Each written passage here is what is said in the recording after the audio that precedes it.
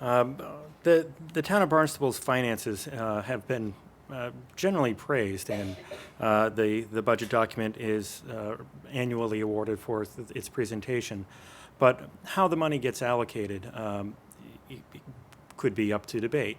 Do you believe that the town adequately allocates its budgets for education, for public safety, for regulatory services, and for all of the different things that it pays for? And we'll start with James. Again, you've mentioned that the town has won awards for its budget presentation process.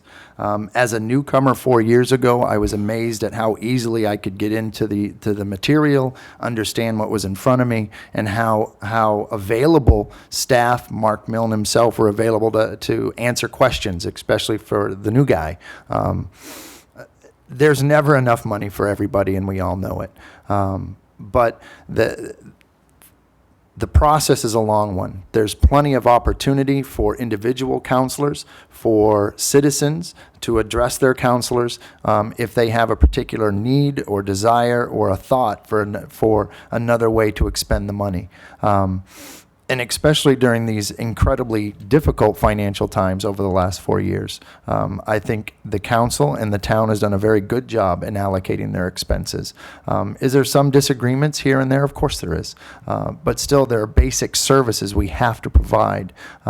We're here for the people, so we have to provide those services. So until the income starts to increase, we have to make do with what we've got. Bill, budget allocations? I think the town does an excellent job. I think Mark Milne is probably one of the best there is at that. One of the things I would like to see, though, is I'd like to see a finance committee, not just an advisory committee, but a permanent 12 to 15 member finance committee that actually sat down with the different departments while they were putting their budgets together and then reported back to the council with the things they thought should be changed. There are a number of ways that we can save money in this town.